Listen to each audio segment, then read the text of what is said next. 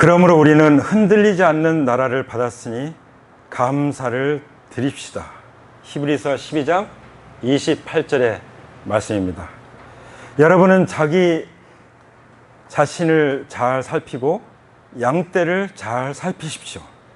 성령이 여러분을 세우셔서 하나님께서 자기 아들의 피로 사신 교회를 돌보게 하셨습니다. 사도행전 20장 28절에 있는 말씀입니다. 여러분, 이 시간 저는 하나님 나라에서, 그래서 하나님의 피로 사신 교회에서 일꾼으로 세움받고 쓰임받기를 축복합니다. 아멘. 예, 아멘 하시는 분들은 더 쓰임받기를 축복합니다. 예. 자, 여기 사도행전 6장 1절에 보면 이렇게 시작합니다. 이 시기에. 자, 이 시기가 어떤 시기입니까? 5장에서 봤죠? 아나니와 삽비라가 이 부부가 한날 직사하는 이런 무시무시한 일을 겪었죠. 그래서 성도들뿐만 아니라 모든 그걸 지켜보는 사람들이 두려움에 떨고 있었습니다. 예. 자, 그런 시기에. 그리고 또 이 주변 상황은 어떻습니까? 뭐 박해가 점점 더 커지고 있는 그런 아주 힘든 상황이었죠. 그렇죠? 예. 근데 거기에 또 한 문제가 닥쳐오는 것을 볼 수 있어요. 이거는 이제 내부적인 문제인데요. 자, 여기서 이 시기라고 할 때는 그야말로 하나님께서 교회의 본질을 회복시켜야만 하는 그런 시기였습니다. 예. 지금 막 시작하는 단계에서 본질이 어긋나면, 본질을 잃어버리면 이제 망가져 하나님이 쓰실 수가 없는 거예요. 하나님이 역사할 수가 없는 거예요. 그래서 아나니아와 삽비라 사건을 통해서, 그 사건이 뭐였죠? 그야말로 재산을 팔아서 헌금하다가 죽은 부부잖아요. 이런 일이 닥쳤어요. 왜 그랬습니까? 다 떼어놓고 나머지 갖다가 사도들 앞에 발 앞에 놓으면서 뭐라고 그랬죠? 속였죠. 성령님을 속였어요. 하나님을 속였습니다.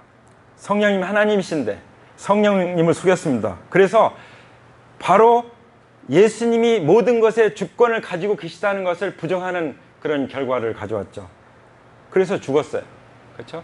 구약의 그 아이성을 전투를 하다가 그 아간이 그 물건을 감춘 것 때문에 완전히 박살났던 것처럼, 완전히 패배했던 것처럼 그런 일이 신약교회에서, 그것도 사도행전 교회에서 일어났지 않습니까?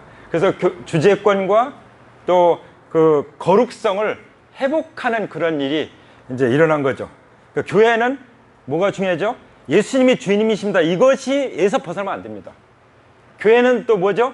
교회는 거룩을 잃어버리면 끝나버리는 거예요. 예. 이 두 가지 얼마나 중요한지를 보여주고 있습니다. 왜 그렇습니까? 교회가 복음을 전해야 되는데 복음의 능력이 안 나타나는 거예요. 예.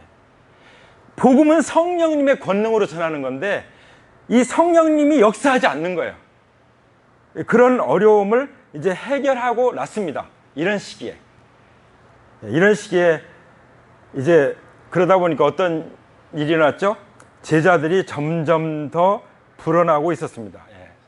성경에서 말씀하시는 그 예수님을 믿는다 할 때 그 믿는 사람은 어떤 사람이에요? 믿는 사람은 제자들이에요.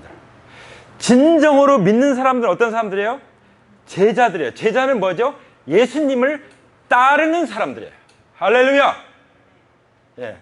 어떤 사람들이에요? 예수님을 따르는 사람들이 예수님을 믿는 사람들이에요. 예. 집중해 주세요. 자, 제자들, 예수님을 믿는 사람들은 뭐라고요? 제자들. 그러니까 제자들은 예수님을 따르는 사람들이에요. 예수님을 따르는 사람들은 예수님을 따르는 사람이면서 또 리더들이에요. 예. 그래서 그리스도인들은 이 세상에서 지도자들입니다. 예. 왜냐하면 영적인 세계를 알고 있고 영적으로 이미 주님을 모신 하나님 나라의 왕같은 제사장들이기 때문에 리더들이에요. 다시 말씀드리면 복음을 전해서 어떤 일이 일어났어요? 제자들이 점점점 불어나는 일이 일어났어요. 교회에서 리더들이 세워지는 일이 일어났습니다. 리더들이 세워지는데 리더들이 강력한 팀을 이루는 그런 일들이 일어난 것입니다. 자, 그런데 그렇게 왕성하게 일어나다 보니까 하나의 문제를 해결해야 될 문제가 생긴 거예요. 그게 뭐죠? 유대인들 중에는요, 이제 헬라어를 쓰는 유대인들이 있고 히브리어를 쓰는 유대인들이 있어요. 그럼 누가 더 정통이겠어요? 히브리어를 쓰는 유대인들이 더 힘이 있다고 생각하겠죠. 그래서 그런지 어쨌든 그 헬라 말을 쓰는 유대인들 중에 그 과부들이 이 그 구제 사역을 하는데 왠지 조금 소홀히 되는 것 같아. 그래서 이제 불평이 터져 나온 거야. 참다가 이건 너무한 거 아니냐. 그래서 불평이 나온 거예요. 불평이. 자, 그런데 여기 아주 미묘한 게 있습니다. 여러분 구약 성경에 보면은 가나안 땅을 정복할 때 불평합니까? 싸우느라고 정신이 없지. 전쟁하느라고. 근데 그 싸움이 없는 광야에서는 어땠습니까? 온갖 불평을 하는 거죠. 그렇죠? 그래서 우리는 뭘 느낄 수 있냐면은 우리가 영적으로 복음을 전하고 복음을 전하다는 보면은 사실 세상 가운데 빠져 있는 악한 영에게 붙잡혀 있는 영혼들을 구출해내는 거잖아요.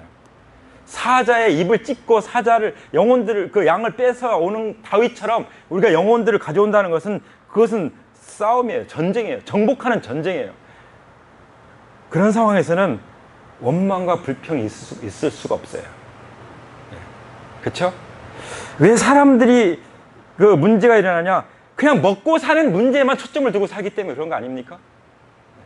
먹고 사는 문제에만 초점을 두면은 항상 만족하지 않아요. 감사가 없어, 감사가. 그냥 불평, 불만이 터져 나오게 돼 있는 것입니다. 그러니까 상당히 위기죠. 지금 아나니아와 삽비라 사건을 통해서 그렇게 정신을 차렸음에도 불구하고 아주 위기 상황에 왔었어요. 그야말로 히브리 말을 쓰는 유대파하고 헬라 말을 쓰는 유대파가 완전히 쪼개질 상황이 된 거예요. 아주 위기 상황이죠. 전에 보면 선교사님들이 한국에 이제 구호품을 많이 가져왔잖아요. 근데 구호품을 나눠줄 때 이게 너무 편파적으로 나눠주는 거예요. 그래서 그런 것 때문에 상처를 받아가지고요, 교회를 평생 떠나간 사람들도 있었어요. 저는 그런 얘기 여러 번 들었어요. 자, 우리 주님은 어떠십니까? 사람들은 그냥 우리가 좀 잘 받고 싶고 더 받고 싶고 그런 마음이 있지만 우리 주님은 어떠시죠? 요한복음 6장 33절에 보면은 하나님의 떡은 하늘에서 세상에 생명을 주는 것이니라. 예수님은 우리한테 뭘 받기 위해서 오신 것이 아니라 자신을 내어주시는데 완전히 자기 생명까지 먹어라. 생명의 떡으로, 하나님의 떡으로 자기 자신을 내어주시기까지 하셨어요. 할렐루야. 우리가 이런 주님을 나의 주님이라고 모시고 있다면은 우리 어떤 사람들이죠? 우리는 받기보다 주는 걸 기뻐하는 거예요. 아마 그걸 생각했으면 나보다 다른 사람들이 더 받는구나. 그걸 감사하고 기뻐할 수도 있을 거예요. 나는 참으면 되지. 난 괜찮아. 이렇게 성숙하다면 이럴 수 있겠죠. 사실 그런 사람들이 여기서 일꾼들로 쓰임을 받는 것을 볼 수 있어요. 그렇죠? 사도 바울도 사도행전 20장 35절에 보면은 이런 말씀합니다. 또 주 예수님께서 친히 말씀하신 바 주는 것이 받는 것보다 복이 있다 하심을 기억하여야 할지니라. 왜 불평이 생깁니까? 그냥 받기만 하면 불평이 생기게 돼 있어요. 어떤 분은 그렇게 얘기하더라고요. 그 정부의 도움을 받아서 하는 것도 그 많은 사람들이 애쓰고 땀 흘려서 집을 사고 땀 흘려서 그 세금을 내고 그런 돈으로 내가 살아야 되는데 그건 너무 내 마음에 걸린다. 나는 내가 열심히 일해서 먹고 살고 싶다. 우리 국민들이 다 그러면 얼마나 좋겠어요. 그렇죠? 그게 좋은 모습이죠. 우리 주님께서 뭐라고 말씀하십니까? 친히 말씀하시기를 주는 것이 받는 것보다 복이 있다.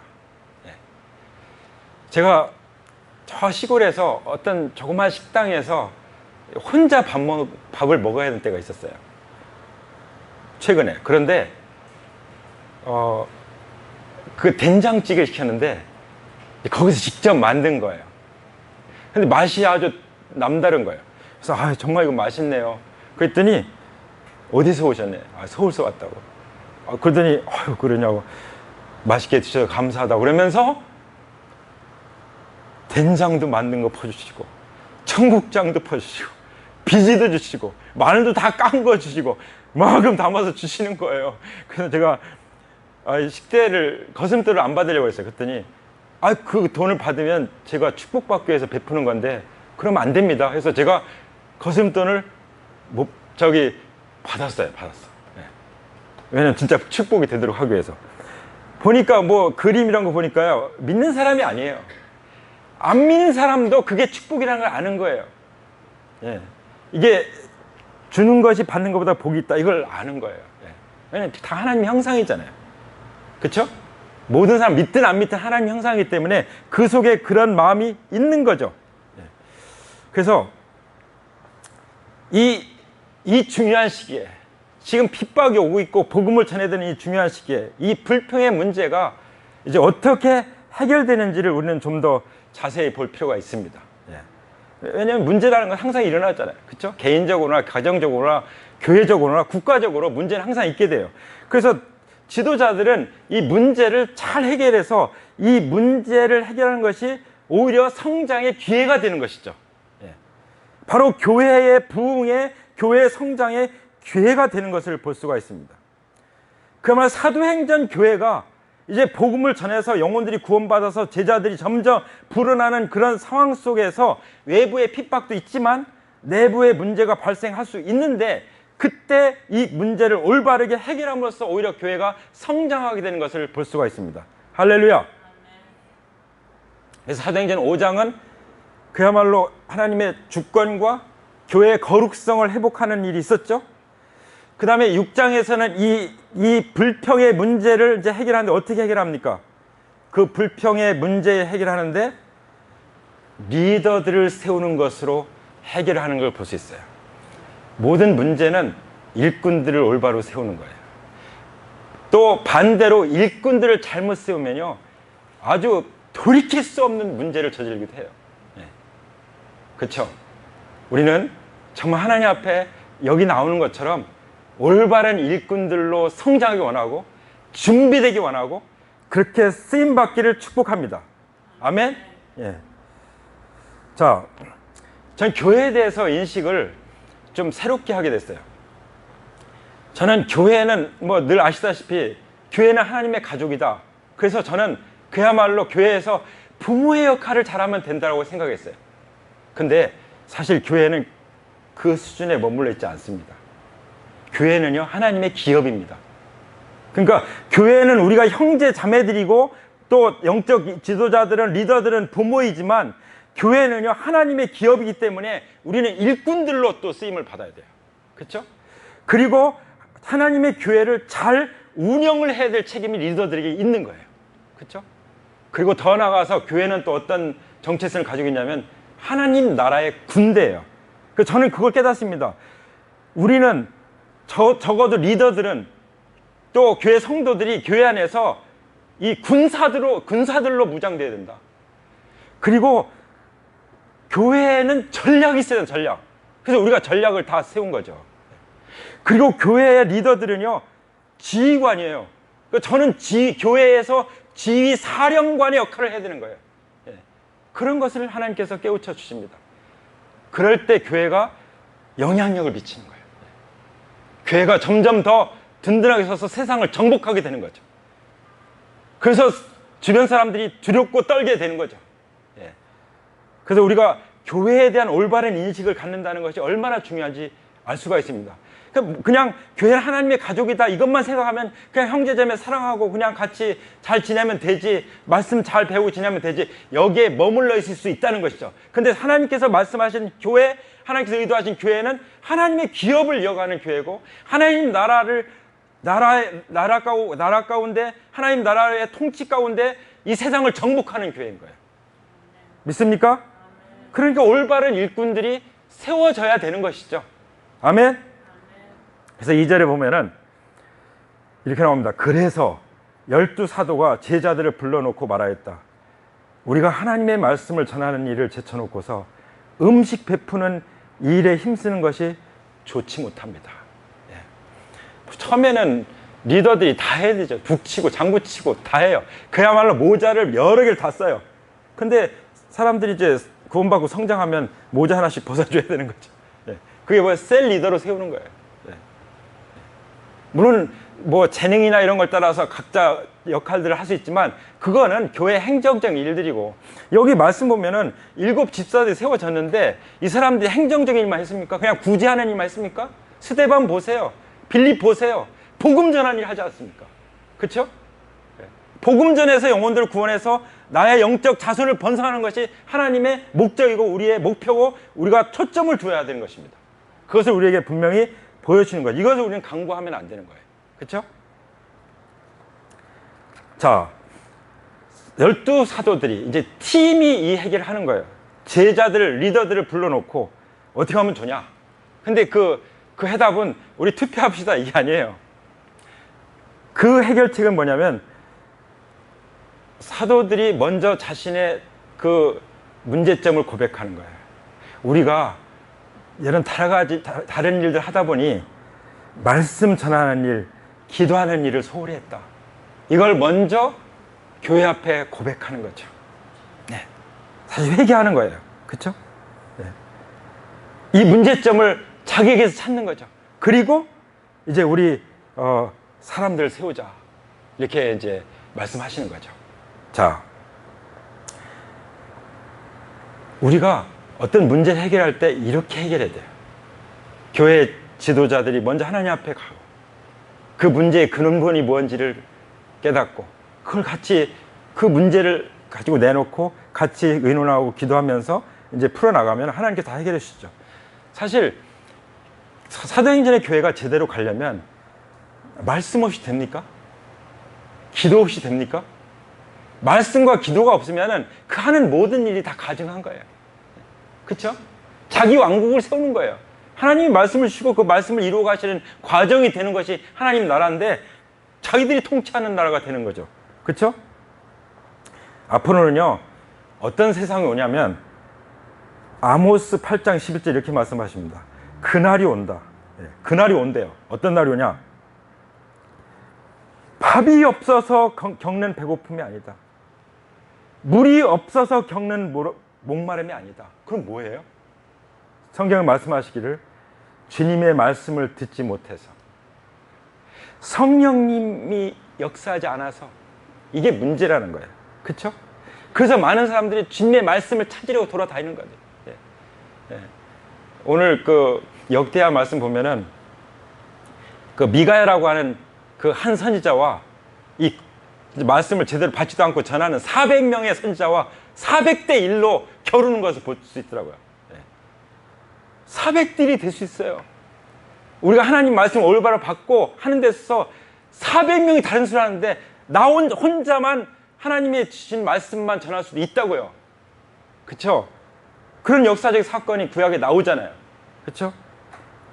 그러니까 말씀은 많은데 진짜 주님의 입으로부터 나오는 말씀이 듣기가 희박한 거예요.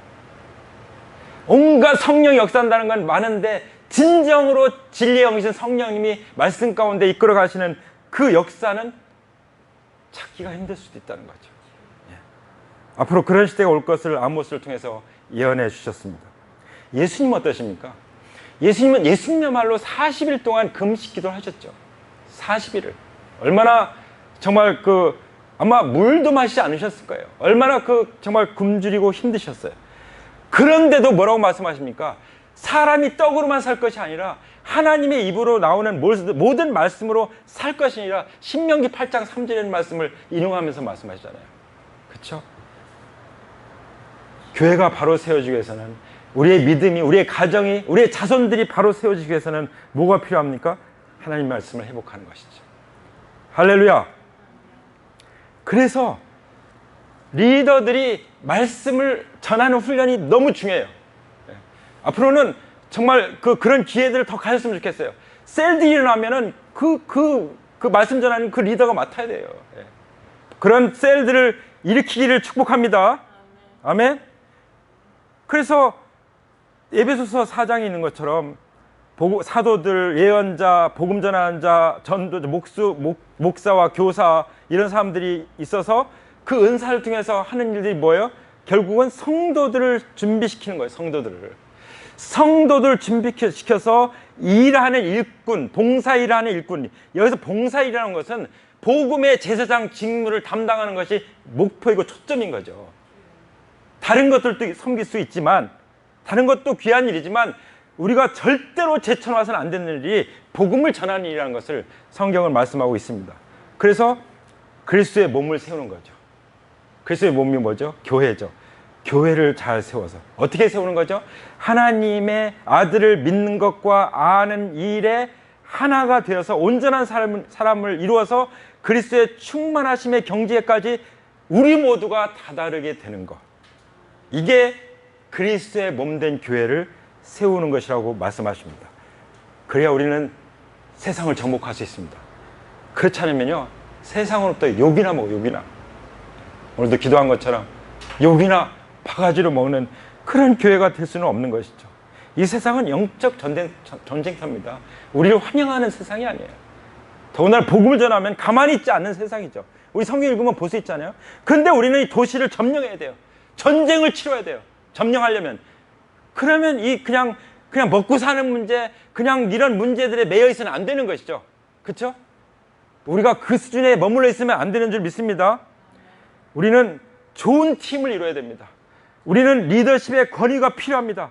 그 권위는 관계 속에서 세워지는 것이죠. 그래서 만나야 돼요. 우리는 만나고 또 점점 더 우리가 같은 비전과 같은 전략과 같은 목적을 향해서 나갈 수 있도록 충분한 교제가 필요한 거죠. 그래야 하나님의 가족으로서, 하나님의 교회로서, 기업으로서, 하나님의 군대로서 이 교회가 세워지는 줄 믿습니다. 근데 이 모든 것 근본이 뭔지 아십니까? 말씀 묵상과 성령님의 인도하심이에요.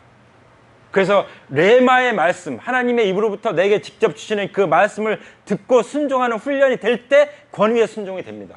그렇지 않으면요, 큐티도 그냥 지식적인 묵상에 끝나요. 아, 이거 깨닫는 말씀 좋다. 아, 은혜로웠다. 아, 힘이 나네. 아, 좋다. 끝나. 그러면 열매는 없습니다. 열매는 적용할 때. 좋은 밭이 뭡니까? 그 말씀을 받아서 잘 지켜 순종할 때 열매를 맺잖아요. 30배, 60배, 100배. 이 원리는 정직합니다. 저도 그걸 깨달아요. 그래서 큐티가 그렇게 중요한 거예요. 근데 지식적인 그냥 깨달음에 머무는 큐티가 아니라 내게 바로 주시는 그 말씀을 듣고 몸부림치고 기도하고 순종할 때 하나님이 도우셔서 열매를 맺는 그 큐티를 말입니다. 아시겠죠? 그런 큐티를 누리게 되기를 축복합니다. 그렇지 않으면요, 지식이 많으면은 너무 많이 알아가지고 웬만한 말씀이 들어오질 않아요. 그리고 리더들이 그렇게 위대하게 보이지 않아요. 그러니까 순종이 안 돼, 순종이. 순종이 안 되면은 큐티는 꽝이에요, 꽝. 그것을 주님께서 사도행전을 통해서 보여주고 있습니다. 자, 그래서 우리가 하나님 나라에서 교회에서 일꾼으로 세움받고 쓰임받기 위해서 먼저 우리에게 필요한 것이 뭐라고 말씀하십니까? 말씀을 회복하는 거예요. 말씀의 우선순위를 회복하는 것입니다. 그렇죠? 그게 회복이 됐죠? 그러니까 이 문제가 해결되는 거예요. 그 다음 두 번째는 무엇이냐면 하나님 나라에서 교회에서 합당한 일꾼을 세우는 것입니다. 3절 보세요. 3절 뭐라고 말씀하십니까? 그러니 형제자매 여러분, 신망이 있고 성령과 지혜가 충만한 사람 7을 여러분 가운데서 뽑으십시오. 그러면 그들에게 이 일을 맡기고 우리는 기도하는 일과 말씀을 섬기는 일에 헌신하겠습니다. 모든 사람이 이 말씀을 좋게 받으려서 믿음과 성령이 충만한 사람인 스데반과 빌립과 브로고와 쭉 나오죠. 그래서 니골라를 뽑아서 사도들 앞에 세웠다. 사도들은 기도하고 그들에게 안수하였다. 그렇게 해서 이제 세우는 거예요. 예. 자, 여기 두 가지가 나오죠. 하나는 일꾼의 자격이에요. 어떤 사람을 세우느냐. 또 하나는 무엇이죠? 일꾼을 어떻게 세우냐. 세우는 방법. 그것에 대해 분명히 말씀하시죠. 자, 그러면은 어떤 사람을 세웁니까? 간단해요. 신망이 있는 사람. 이 신망이 있다는 것은 다른 말하면 충성된 사람. 제가 느끼는 것이요. 제가 그래도 오랫동안 제자훈련에 씨름을 해봤잖아요. 느낀 게 뭐냐면 충성되지 않은 사람을 내가 충성된 사람을 만들 수는 없구나. 아무리 했어도 충성되지 않은 사람을 충성되게 할 수는 없더라고요. 그러니까 예수님도 충성된 사람을 뽑은 거예요. 네. 우리는 다 충성된 사람이길 원합니다. 아멘? 네. 그리고 성령과 지혜가 충만한 사람 누가 주시는 거예요? 이거 하나님이 부어주시는 거예요. 우리 마음이 하나님께 신실하면, 하나님께 충성되어 있으면, 리더에게 충성할 줄 알면 하나님이 부어주시는 것이 성령과 지혜가 충만한 거예요. 아멘? 네. 이건 내가 만드는 게 아니에요. 내가 그런 것처럼 조작하는 것이 아닙니다. 그냥 하나님이 은혜로 부어주시는 거예요. 그냥 은혜 받으면 되는 것입니다. 어렵습니까? 네. 어렵지 않죠? 그렇게 해서 7명을 뽑아서 이제 세우는데 왜 세웠습니까? 일단 4절에서는 사도들이 기도하는 일과 말씀을 섬기는 일에 온전히 헌신하기 위해서 그렇게 한 것이고, 그 다음에 그 뽑은 사람들 사도들 앞에 세웠는데 어떤 방법으로 세웠습니까? 어마어마하게 잔치할 수도 있었을 거예요. 근데 제가 볼 때는 사도행전 교회에서는 그런 건 없었던 것 같아요. 그냥 앞에 교회들, 성도들 앞에 딱 세워놓고 그냥 기도하고 안수했어요. 끝. 이게 일꾼을 세우는 방법이었습니다. 벼슬을 하는 자리가 아니죠. 무슨 계급이 아니죠. 더 하나님 앞에 헌신하고 섬기겠습니다 하는 그런 고백이고, 또 그것을 인정해 주는 거죠. 또 뭐 그런 것이 없는 사람 같다는 게 아니라 이미 준비된 사람, 이미 그렇게 하고 있는 사람들 데려다가 인정해 준 거예요. 예. 우리가 그런 인식을 가지면, 직분을 가지고 있으면 더 겸손하게 잘 섬길 수 있겠죠? 그렇지 않으면요, 무슨 벼슬인 줄 아는 거예요. 그래가지고 그냥 계속해서 딴지나 걸고 교회를 어렵게 한다면 그거는 해로운 거지, 해로운 거. 그죠? 여기는 그런 분들이 없어요. 왜냐하면 제대로 준비된 사람이고 제대로 세워진 사람들이겠죠. 그랬더니 어떤 일이 났어요? 실제로 보면 하나님의 말씀이 계속해서 퍼져나갔어요. 그래서 제자들의 수가 부쩍 늘어났고, 심지어 제사장들 가운데서 이 믿음의 말씀, 이 복음에 순종하는 사람들이 일어난 거예요. 많이 적지 않게 일어났습니다. 교회가 부흥이 됐어요. 점점 더 그 리더들이 일어났습니다. 그래서 복음을 더 강력하게 전했습니다. 예, 그렇게 되는 거예요. 예. 교회 성장의 원리가 여기 다 나와 있어요. 그래서 우리가 추구하는 건 무엇이죠? 예수님의 교회, 예수님이 다 계획하시던 그 교회, 그리고 그 교회가 사도행전 교회 비교하면 어때요? 똑같잖아요. 그 똑같은 교회, 그 사도행전 교회를 우리는 그대로 따라가기를 원하는 것입니다. 아멘? 예.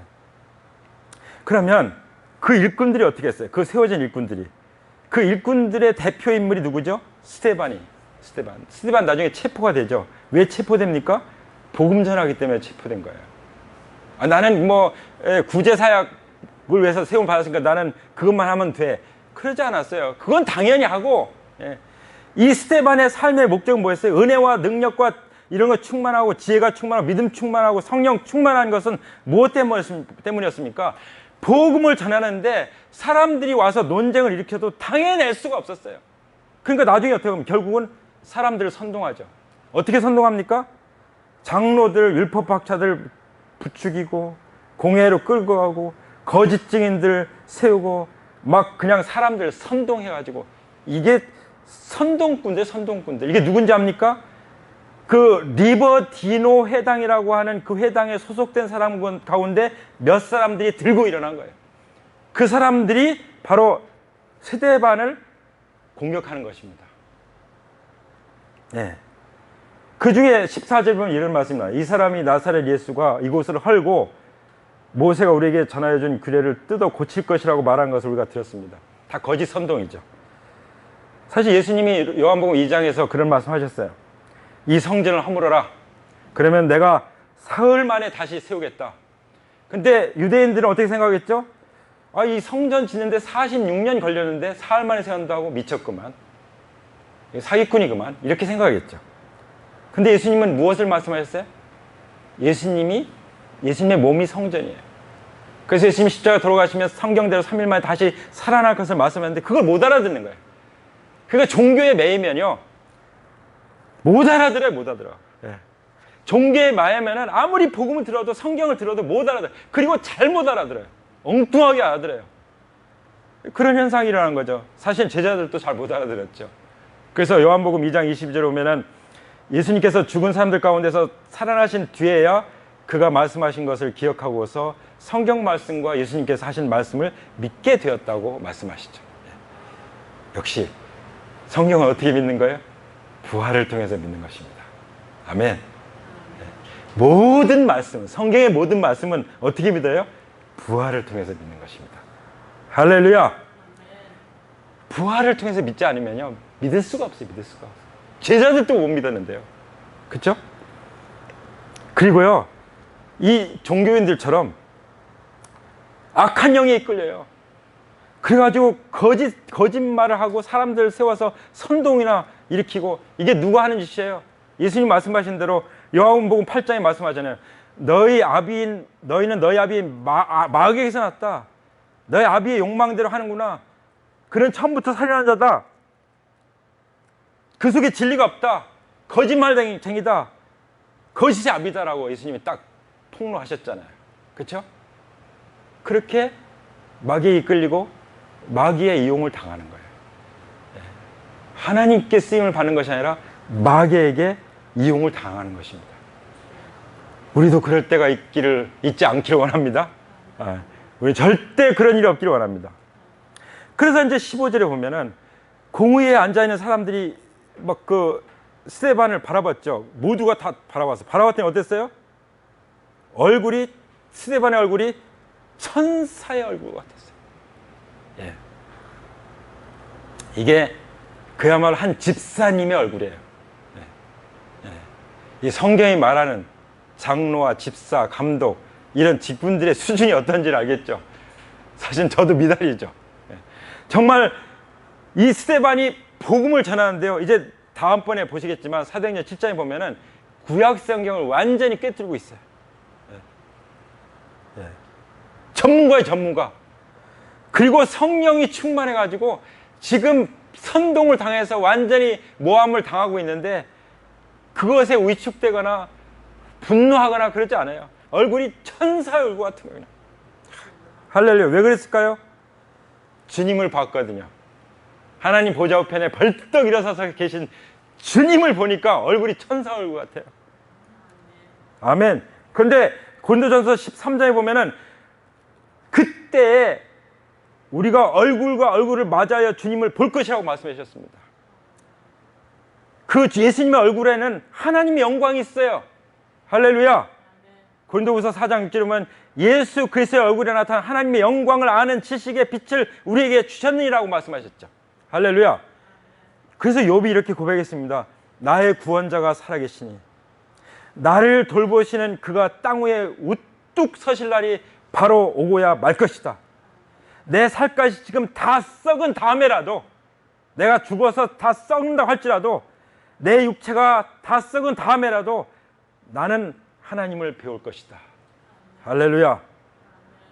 내가 직접 하나님을 뵙게 될 것이다. 이 눈으로 직접 뵐 때 하나님이 낯설지 않을 것이다. 내 간장이 다 녹는구나. 이 고백이 사모가 되지 않습니까? 간장이 다 녹는데요. 하나님 만나는데 왠지 낯설어. 그 왜 그래요? 이 땅에서 늘 주님을 만나고 동행하지 않은 거예요. 주님과의 만남이 너무 드물었던 거예요. 그게 낯설어. 우리 그렇지 않기 원합니다. 주님을 뵙게 될 때 낯설지 않기를 원합니다. 할렐루야. 예. 그러기 위해서 날마다 평생토록 주님과 친밀한 교제 가운데 살아가기를 축복합니다. 그리고 그 날을 바라보기 때문에 스데반은 순교도 그냥 그렇게 영광스럽게 맞이했던 것이죠. 마태복음 5장에 보면은 예수님 말씀하셨습니다. 나로 말미암아 너희를 욕하고 박해하고 거짓으로 너희를 거스려 모든 악한 말을 할 때에는 너에게 복이 있다. 할렐루야. 전에 있던 선지자들도 다 이렇게 핍박했다. 너에게 큰 상이 있다라고 말씀하십니다. 할렐루야.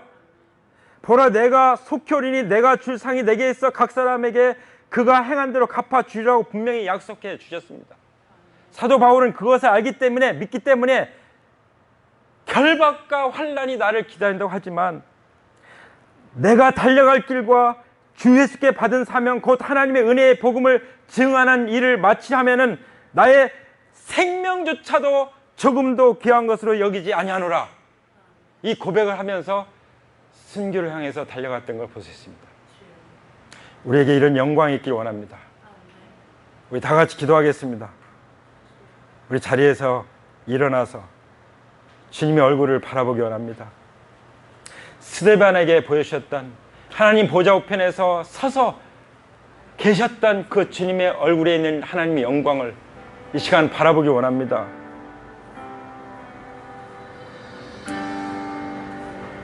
우리는 흔들리지 않는 하나님 나라를 받았습니다. 할렐루야.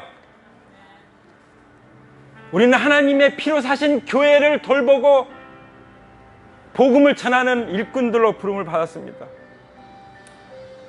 우리에게 우선순위가 무엇입니까? 주님, 우리가 하루를 시작하면서 하나님을 만나는 것, 하나님의 말씀을 받는 것, 그리고 이 말씀을 가지고 기도하는 것으로 하루를 시작할 수 있도록 도와주시옵소서.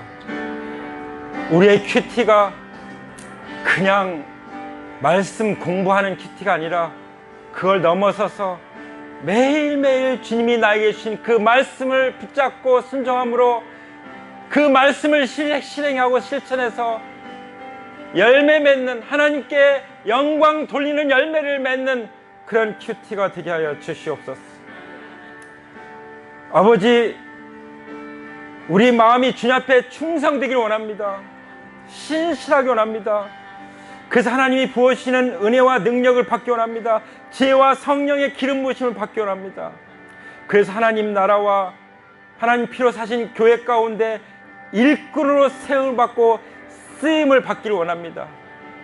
주님, 교회 일꾼 되어 스데반처럼 복음을 전하기 원합니다. 빌립처럼 복음을 전하기 원합니다.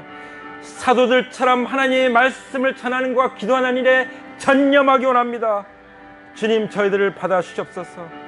스데반이 정말 공회 앞에 앉아있는 사람들이 바라볼 때 모두에게 그 얼굴이 보여질 때 천사의 얼굴 같았던 것처럼 우리도 마귀를 대적하는 승리자의 얼굴, 정복자의 얼굴이 되기를 원합니다. 주님, 욥처럼 정말 주님이 낯설지 않기 원합니다. 욥처럼 주님을 뵙게 될 때 그 사모심 때문에 내 간장이 다 녹는구나 고백할 수 있기 원합니다. 아버지, 사도 바울처럼 결박과 환난이 기다린다고 할지라도 주 예수께 받은 사명 곧 하나님의 은혜의 복음을 증가하는 일에 나의 목숨까지도 아끼지 않는 그런 사명을 가지고 살기 원합니다. 주님, 주님께서 약속해 주신 것을 믿습니다. 주님 때문에 우리가 욕을 당하고 박해를 당할 때, 그리고 거짓으로 거슬려 모든 악한 말을 사람들이 할 때 우리에게 복이 있다고 말씀해 주셨습니다. 우리가 기뻐하고 즐거워하라고 말씀해 주셨습니다. 우리의 상이 크다고 말씀하셨습니다. 아버지, 주님 그 말씀을 붙잡습니다. 주님, 우리가 주님을 뵙는 것만으로도 우리는 감당하기 어려울 텐데 주님이 상까지 마련하시겠다고 말씀해 주시니 우리는 정말 몸둘 바를 모르겠습니다. 주님, 찬양을 받으시옵소서. 영광을 받으시옵소서. 아버지 하나님, 우리를 위해서 죽임 당하시고 죽은 자 가운데서 부활하신 우리 주 예수님께 능력과 부와 지혜와 힘과 존귀와 영광과 찬송이 세세 무궁토록 있기를 원합니다. 우리 주 예수님의 이름으로 감사기도 올립니다. 아멘. 할렐루야. 주님께